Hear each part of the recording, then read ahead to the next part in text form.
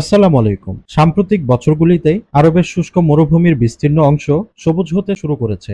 বিভিন্ন নতুন প্রযুক্তির পেছনে কোটি কোটি ডলার খরচ করছে এই অঞ্চলের সরকার প্রধানরা।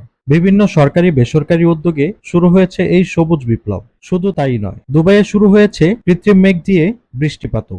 অর্থাৎ প্রচুর টাকা খরচ করে বদলে ফেলা হচ্ছে এই আরবীয় উপদ্বীপের চেহারা।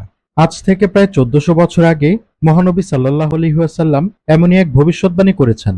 তিনি বলেন, ততক্ষণ পর্যন্ত কিয়ামত সংগঠিত হবে না যতক্ষণ না সম্পদের প্রাচুর্য এত বেশি হবে যে কেউ জাকাত দিতে চাইবে কিন্তু তা গ্রহণ করার মতো কাউকে খুঁজে পাওয়া যাবে না। আর আরব অঞ্চল ভরে উঠবে সবুজ অরণ্যে ও নদীতে। সহিহ মুসলিম। গত বছরের ডিসেম্বর থেকে প্রবল বৃষ্টিপাত হয়েছে সৌদি আরবে, যা চলতি বছরে এখনো পর্যন্ত থেমে থেমে চলমান। আর এই বৃষ্টির কারণে দেশটির পূর্বাঞ্চলের মরুভূমির ধূসর পাহাড়গুলো সবুজ হয়ে গিয়েছে।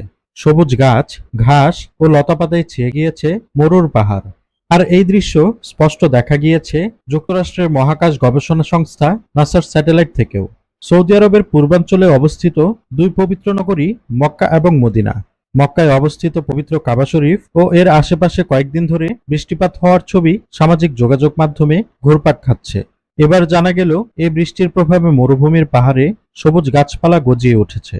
2021 সালের শেষ দিকেও বৃষ্টিপাত হয়েছিল, কিন্তু 2022 সালের শেষ দিকে যে পরিমাণ বৃষ্টি হয়েছে তা অন্য বছরের তুলনায় অনেক বেশি ছিল বলে জানিয়েছে আবহাওয়া ভিত্তিক সংবাদ মাধ্যম আরবিয়া ওয়েদার।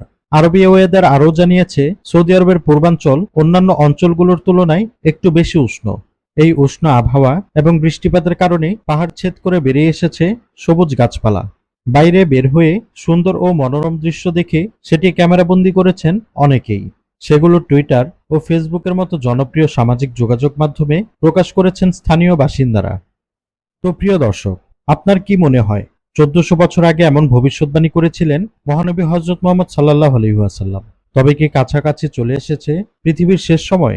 অবশ্যই কমেন্ট করে জানাবেন। চ্যানেলটি সাবস্ক্রাইব করে আমাদের সাথেই থাকুন এবং পরবর্তী ভিডিওর জন্য পাশে থাকা বেল আইকনটি ক্লিক করে রাখুন। ধন্যবাদ। আল্লাহ হাফেজ।